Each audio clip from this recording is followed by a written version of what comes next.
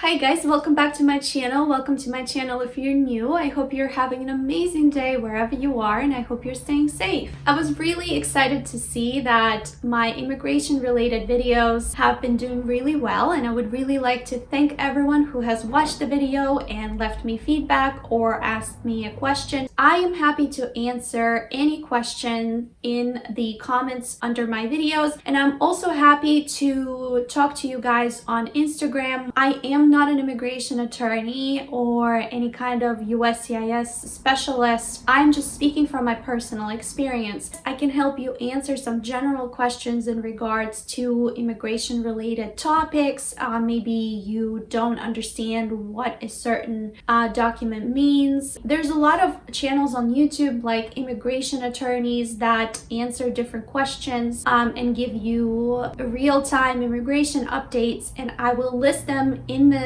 description of this video. Those are actually licensed immigration attorneys, and you can schedule appointments with them and talk about your personal case. Again, I cannot advise you and I cannot be the preparer on your immigration file, so please keep that in mind. Although I am so thankful that my videos are getting traction and are helpful to at least somebody. In today's video, I'm actually really excited because I think this will be another very popular video talking specifically about Form I-130. So without further ado, let's jump right into it.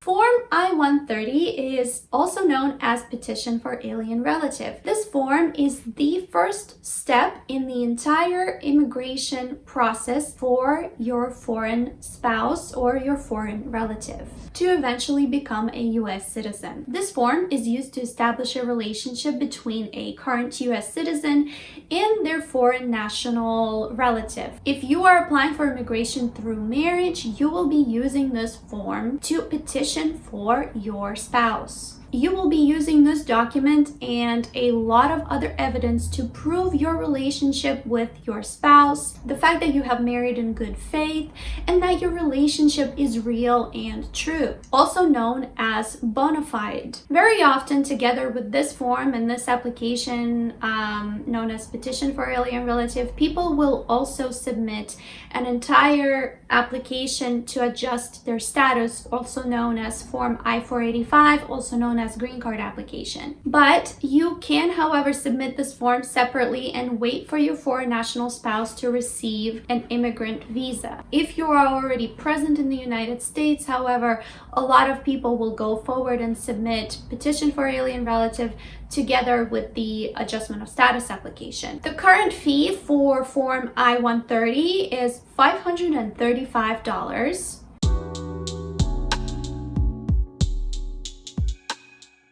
Next, I would like to talk about where you will be sending this form. Again, you can apply online, but if you do choose to send it by mail, there's different USCIS locations, also known as lockbox facilities, that you will be sending these forms to, depending on the circumstance. So if you are only strictly applying to Petition for Alien Relative, you will be sending this form to one address, and I will try to put it on the screen right now. However, if you are submitting adjustment of status as well together with Petition for Alien Relative, in that case, this entire packet together will go to an entirely different address. Again, in the description of this video, I will put a link to the USCIS website where they explain exactly where you will be submitting your I-130.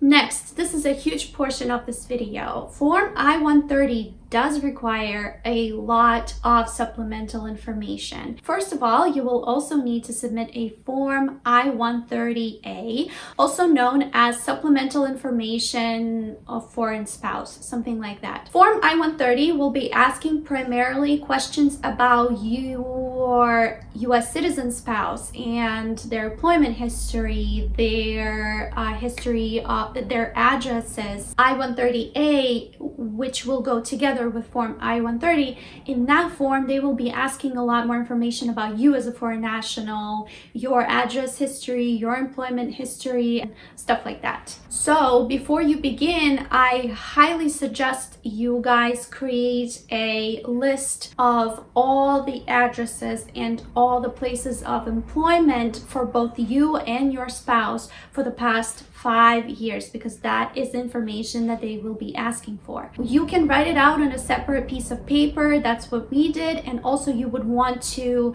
put the most recent addresses and employment first, and then go on to the ones in the past 5 years. You may not have enough room in the application itself to include all of them. The form instructions do suggest that you go onto the additional information page at the end of the form to continue your address and employment history.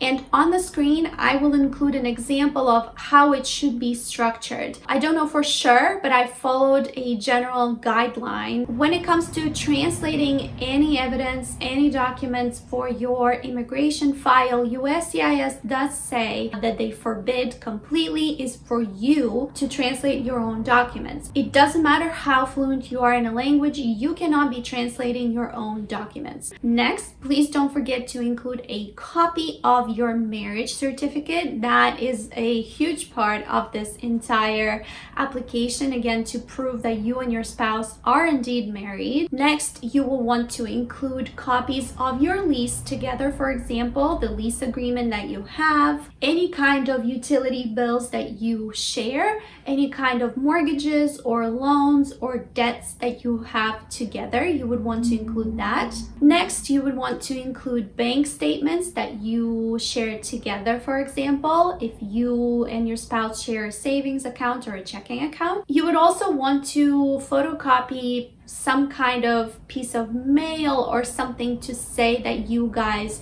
reside together.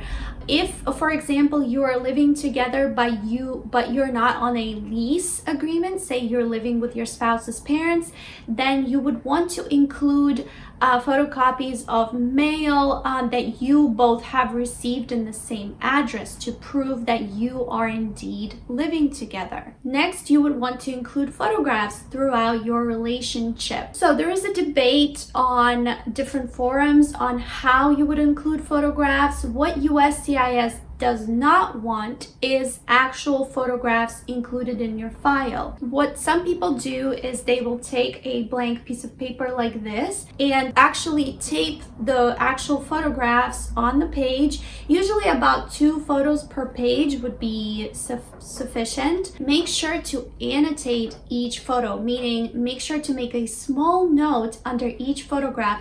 Who is in the photo? When was it taken? Where was it taken? So that's what some people do. What I did was I taped the photos to the piece of paper and then I photocopied it. And then I included the printed color photocopy of that. And so when we go to our interview, I will bring those physical photos with me because you will most likely have to bring those as well. Next, you would want to include insurance if you share insurance. Next, you would want to include your children's birth certificates if you have kids together, of course. Any kinds of letters or messages that you have exchanged. If, say, your spouse lives abroad and you guys don't have a lot of photos together, including letters that you write each other, message exchanges that you have can be very crucial. You might also want to include tickets, like traveling tickets, airplane tickets, train tickets, to show that you have visited each other. Next, you can also include screenshots of your social media posts. I have actually done that as well. And another thing that you would want to include is third-party affidavits. Third-party affidavits are basically statements written by somebody else who knows both you and your spouse, who can prove and testify that you guys are married in good faith, that you have been together for a certain amount of time, that your relationship is real and true. There is no one-size-fits-all for third-party affidavits. I can make a separate video talking about third-party affidavits and what you would want to include, and I think I will actually. there isn't a list of specific evidences that you have to provide to USCIS because everybody is different. However, these are some of the examples that I gave you. Anything else that comes to mind, even if you feel like it may not be necessarily that important, include it anyway because anything helps in this situation. And finally, there is a I-130 checklist available on the USCIS website. Please utilize other resources. There is a lot of videos that talk about step-by-step how to complete Form I-130. If you would like me to create a video for this channel as well, I'm more than happy to oblige. Just let me know. Another quick thing before I go, please make sure that you double check the expiration dates on all of your forms. They will be on the front page of each form on the top right corner. I hope you guys found this video useful. Please give it a like, subscribe to my channel, let me know what other things you would want me to talk about, and I will see you in my next videos. Bye.